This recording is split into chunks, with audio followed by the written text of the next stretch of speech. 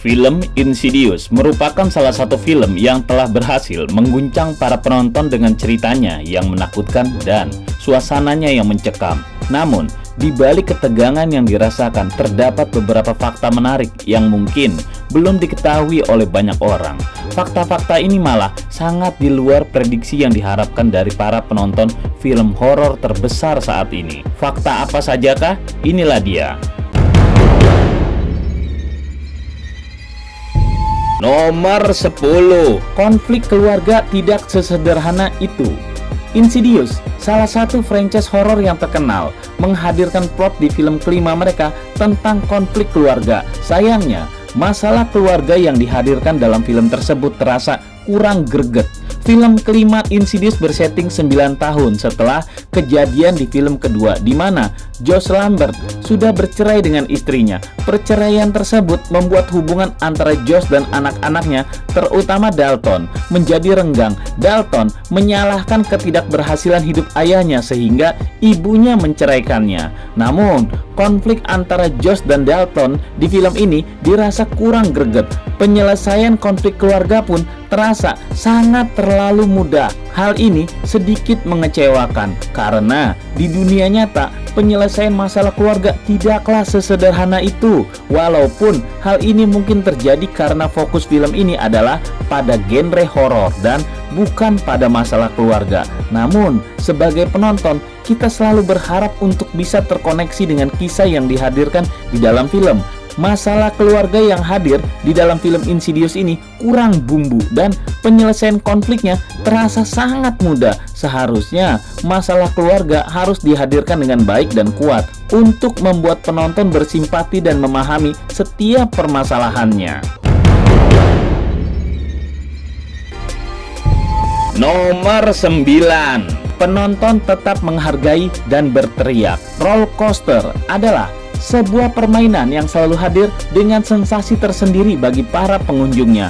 Meskipun mereka sudah tahu apa yang akan terjadi, namun ketika kereta meluncur di atas trek, naik dan turun, atau berputar-putar, mereka tetap tidak bisa menahan diri untuk berteriak. Gambaran seperti inilah yang dirasakan oleh penonton Insidious. Sebagian besar dari penonton bahkan sudah mengetahui adegan-adegan mengerikan yang akan ditampilkan di dalam film.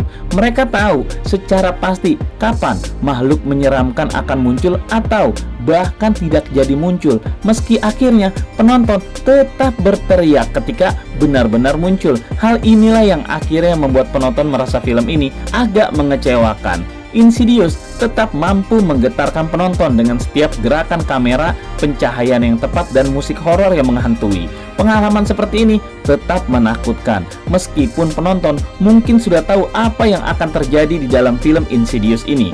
Penonton tetap menghargai dan mengapresiasi setiap tampilan adegan yang ditampilkan dan tetap berteriak ketika adegan-adegan yang menegangkan benar-benar muncul.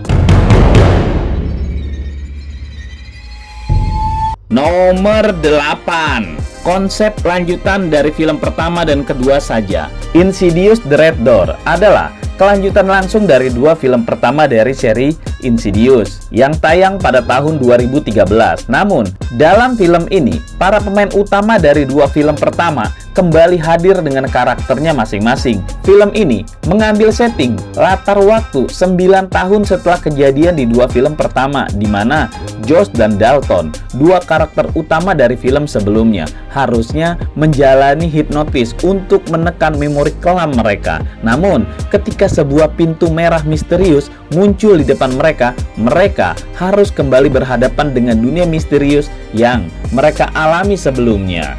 Film Insidious ini merupakan kelanjutan langsung dari dua film pertama dan kedua, tidak mengganggu atau bersinggungan dengan film ketiga dan keempat dalam ceritanya. Meskipun begitu, film ini tetap lumayan berhasil menghadirkan kisah yang menegangkan dan menghibur bagi para penonton horor. Kembali hadirnya para pemain utama dari dua film pertama tentu saja membuat film ini harusnya menjadi spesial karena penonton lama akan suka melihat kembalinya karakter-karakter yang mereka kenal dengan baik dan mampu menyuguhkan akting mereka yang memukau. Nomor 7, mengejutkan tapi tidak mengagetkan. Insidious 5 mungkin menjadi salah satu film yang tidak mampu menyajikan rasa ketakutan yang sebenarnya. Masalah utama dalam Insidious 5 adalah plot ceritanya yang kurang menarik. Seakan-akan film ini terlalu banyak mengandalkan elemen-elemen dan tema dari dua film pertama, termasuk kembalinya sosok lipstick face demon yang tidak pernah absen dari serial Insidious. Jumpscare dalam Insidious 5 juga terasa dapat ditebak dan biasa-biasa saja. Padahal jumpscare adalah salah satu kunci dalam menghadirkan rasa ketakutan yang sebenarnya di dalam film horor. Jika jumpscare terasa menjemukan, maka keseluruhan film pun tidak akan memberikan efek yang diharapkan. Bukan berarti Insidious 5 tidak berhasil mengagetkan penontonnya. Terdapat beberapa adegan yang berhasil menghadirkan ketegangan dan membuat penonton merasa terkejut memang. Namun, sayangnya, efek ini tidak berlangsung lama dan tidak memberikan kesan yang mendalam bagi penontonnya. Jumpscare tetap mengagetkan, tapi tidak mengejutkan karena mudah ditebak. Nomor 6, tidak perlu pengulangan ikon, sudah selesai dan penonton bosan. Dalam film Insidious, salah satu karakter jahat yang menjadi ikonik dan diingat oleh penonton adalah Lipstick Face Demon. Desain karakternya dengan wajah pucat dan mata merah yang menakutkan berhasil membangun citra yang menyeramkan dan menjadi sorotan utama dalam film ini. Namun sayangnya, dalam beberapa seri terakhir dari Insidious, hadirnya karakter Lipstick Face Demon menjadi kurang menarik bagi para penonton. Meskipun sebelumnya berhasil menjadi ikon yang diingat, namun semakin kesini efek yang ditimbulkan menjadi hilang dan penonton merasa bosan dengan adanya pengulangan karakter yang sama. Ketika penonton menyaksikan sebuah film, mereka mengharapkan pengalaman yang baru dan segar. Hal ini sangat penting agar penonton merasa terhibur dan mendapatkan hal yang mereka bayangkan sebelum menonton film tersebut. Apabila pengalaman yang dirasakan adalah hal yang sudah biasa, maka penonton merasa rugi dan tidak mendapatkan kemanfaatan apapun dari uang yang telah mereka bayarkan. Nomor 5, konsep modal kecil hasilnya besar. Film seri Insidious memang selalu berhasil meraih keuntungan yang sangat besar di box office Amerika Serikat. Rata-rata setiap seri berhasil meraup keuntungan hingga 540 juta dolar, padahal modal pembuatannya hanya sekitar 26 juta dolar saja. Keberhasilan ini sangat membuat para produser film semakin semangat untuk terus melanjutkan seri ini.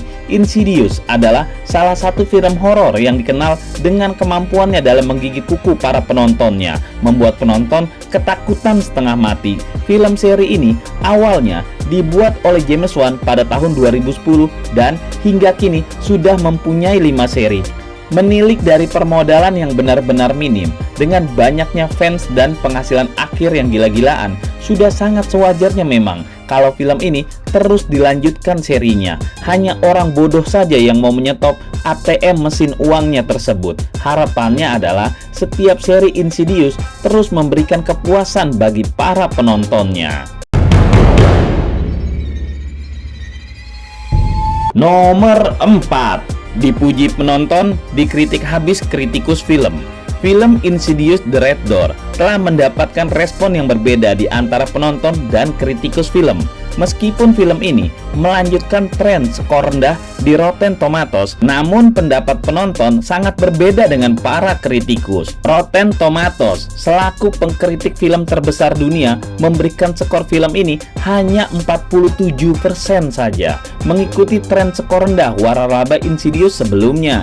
Namun, skor dari penonton film ini berbeda, dengan 72% menyatakan puas. Inilah yang membuat jurang terbesar sejarah waralaba Insidious antara kritikus dan penonton. Keberhasilan film ini memicu perdebatan di antara para penggemar film dan kritikus film. Beberapa penggemar menganggap bahwa Insidious menawarkan pengalaman menonton yang sangat menghibur dan menegangkan. Hal ini dapat dilihat dari tingginya skor penonton yang berhasil dicatatkan. Namun, para kritikus berpendapat bahwa film ini gagal memberikan terobosan baru bagi waralaba Insidious. Beberapa kritikus menganggap bahwa plot yang ditampilkan terlihat klise dan kurang memberikan kejutan bagi penonton. Hal ini mengakibatkan skor rendah yang diberikan oleh para kritikus film. Nomor 3, kurang kreatif membuat konflik. Franchise Insidious telah menjadi salah satu ikon horor di dunia perfilman modern. Namun, penayangan film ketiga dan keempat di franchise ini mengundang beberapa tanggapan negatif dari para penggemar. Mereka berpendapat bahwa dua film pertama Insidious sudah cukup dan franchise Insidious harusnya sudah berakhir di film kedua. Dua film pertama serial ini sangatlah epik, baik storyline-nya maupun jump scare-nya yang tidak terlalu repetitif sehingga membuat penonton penasaran sampai akhir. Namun, ketika muncul film ketiga dan keempat yang bercerita tentang kejadian horor di luar keluarga Lambert sebagai tokoh utama di film pertama dan kedua, kesan istimewa yang dimiliki film sebelumnya seperti hilang. Terlebih lagi, ketika keluarga Lambert kembali tampil di film yang kelima, terasa hambar dan terkesan seperti dipaksakan, seperti sebuah pengulangan saja. Kita sudah terlalu familiar dengan karakter-karakter di dalam franchise film ini. Terlebih lagi ketika keluarga Lambert kembali tampil di film yang kelima, terasa hambar dan terkesan seperti sebuah pengulangan saja. Kita sudah terlalu familiar dengan karakter-karakter di dalam franchise film ini, dan alasan untuk membuat film baru pun menjadi kurang jelas. Cerita Insidious yang kembali mengembalikan konflik ke keluarga Lambert lagi seperti di dua film pertama membuat film ini terasa kurang kreatif ceritanya, dan membuat film ini terasa kurang kreatif dalam membuat konflik dalam sebuah cerita film. Nomor 2, seperti pengulangan dua film sebelumnya, film Insidious The Red Door dianggap banyak penonton sebagai kelanjutan yang monoton dari film Insidious sebelumnya. Banyak sekali penonton cerdas yang berharap untuk dapat melihat film ini lebih seru dari sebelumnya dan memperdalam cerita di balik dunia Insidious yang penuh misteri. Alih-alih memuaskan, film ini malah dianggap sebagai sequel yang hambar, di mana para penonton bisa melihat film ini sebagai begitu-begitu saja, seperti pengulangan dua film sebelumnya. Film ini seperti dipanjang-panjangkan ceritanya, seperti hanya untuk mencari keuntungan belaka. Dalam industri film yang begitu kompetitif, harusnya sebuah film yang diluncurkan tidaklah untuk merugikan penonton, karena setiap film memiliki resiko tersendiri dalam pembuatan dan peluncurannya. Oleh karenanya, setiap rumus atau adegan yang tersaji harusnya demi memenangkan hati penonton. Nomor 1, ceritanya benar-benar biasa sekali. Insidious merupakan salah satu waralaba horor yang cukup dikenal dan memiliki basis penggemar yang setia. Namun, sayangnya film terbaru yang dirilis tidak menyajikan storyline yang istimewa. Menurut beberapa kritikus film ini tidak memiliki banyak adegan memorable yang dapat diingat setelah kita menontonnya, seperti dua film pertamanya yang disutradarai oleh James Wan. Namun, meskipun demikian, film ini masih menyenangkan untuk ditonton secara langsung di bioskop. Di sisi lain, storyline yang ada di film ini terlalu repetitif dan tidak istimewa. Dalam arti kata lain, plot yang dihadirkan dalam film ini kurang lebih sama seperti dua film pertamanya, sehingga mudah ditebak. Pola alur cerita yang terbaca dengan mudah membuat para penonton menjadi jarang kaget dengan adegan jump scare yang ada di dalam film. Bahkan tidak sedikit penonton yang menganggap konsep dan segala halnya di film ini pun hanyalah copy paste dari dua film pertama. Sebenarnya, konsep horor yang dihadirkan dalam film ini masih tetap menegangkan dan mampu menghadirkan suasana yang mencekam yang sesuai dengan genre horornya. Tapi itu bukan untuk penggemar setia Insidious yang sudah menganggap biasa untuk yang tersaji di seri terbaru Insidious ini. Nah, itulah diskusi kita. Tulis di kolom komentar apa yang kamu pikirkan agar kita bisa mendiskusikannya lagi. Yang belum subscribe, jangan lupa subscribe dan aktifkan lonceng agar channel ini terus terbangun dan kamu menjadi yang pertama mendapatkan pemberitahuan video untuk diskusi-diskusi kita yang lebih seru lagi.